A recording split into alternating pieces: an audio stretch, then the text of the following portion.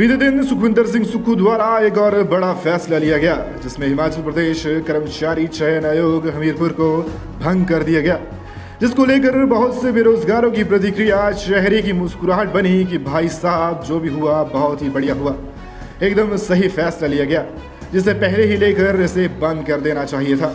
लेकिन खबर ये भी है कि फैसले को लेकर एक पक्ष ये भी कह रहा है कि क्या ये सच में सही हुआ या फिर नहीं, क्योंकि जिस लोक सेवा आयोग के माध्यम से भविष्य की भर्तियों की बात हो रही है वो भी सवालों के घेरे से वंचित नहीं रह पाई है। बीते दिन मुख्यमंत्री सुखविंदर सिंह सुक्खू के द्वारा बड़ा फैसला लिया गया, जिस फैसले के तहत हिमाचल प्रदेश कर्मचारी चयन आयोग हमीरपुर को भंग कर दिया गया, जिस फैसले के बाद युवाओं में कहीं ना कहीं बहुत से सवाल खड़े हो गए। कई युवाओं का ये कहना था कि जी हाँ, ये फैसला काफ़ी सही लिया गया है और बहुत पहले ही ये फैसला ले लेना चाहिए था। लेकिन इसी के साथ ही एक पक्ष का ये भी कहना है कि इस फैसले के बाद कहीं ना कहीं कुछ बेरोजगार युवाओं को असमंजस का सामना करना पड़ सकता है। कांगड़ा और चंबा के युवाओं के लिए हमीरपुर जाना तो काफ़ी सरल था, लेकिन अब शिमला का रास्ता उन्हें कहीं ना कहीं अपनी भर्ती को लेकर के अपनाना होगा।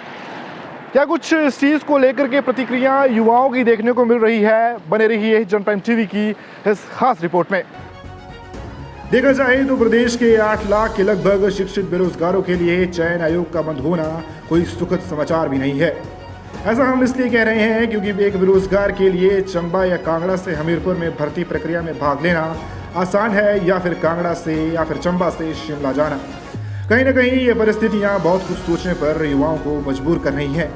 एक पक्ष का इसमें यह भी कहना है कि सरकार को यदि करना ही था तो पेपर चोरी व लीक करने के मामले में दोषियों को ऐसी सजा देनी चाहिए थी कि भविष्य में कोई भी ऐसा करने से पहले 100 बार सोचता। बेरोजगारों के लिए कर्मचारी चयन आयोग मात्र भर्ती संस्था ही नहीं, बल्कि उनके सपनों को पूरा करना भी चयन आयोग पर बहुत कुछ निर्भर करता है। मैदानी या लोअर हिल्स वाले हिमाचल के लोगों का जीवन यापन या तो सरकारी नौकरी पर निर्भर है या फिर दिहाड़ी मजदूरी पर। यहाँ के लोगों के लिए बागवानी आर्थिकी का जरिया नहीं है। हमीरपुर, कांगड़ा, ऊना, बिलासपुर, चंबा, मंडी, कुल्लू और लाहौल स्पीति आदि जिलों के बेरोजगार युवाओं के लिए भर्ती प्रक्रिया में भाग लेने के लिए शिमला पहुंचने की बजाय हमीरपुर एक सुगम व सस्ता क्षेत्र रहा है। हमीरपुर में कर्मचारी चयन आयोग का गठन भी इसी उद्देश्य के लिए किया गया था। आज कर्मचारी चयन आयोग बंद होने के समाचार से उन हजारों युवाओं को भी ठेस लगी होगी जिन्होंने कड़ी मेहनत से इसी आयोग के माध्यम से नौकरी हासिल की होगी। एक पक्ष का इसमें यह भी कहना है कि यूं तो अच्छी बात है कि प्रदेश सरकार ने इस भ्रष्टाचार को उजागर कर इसका भंडाफोड़ किया, लेकिन क्या ऐसा संभव नहीं हो सकता था कि आयोग को भंग करने की बजाय पिछले 5 वर्ष की भर्ती प्रक्रियाओं की ओर जांच की जाती?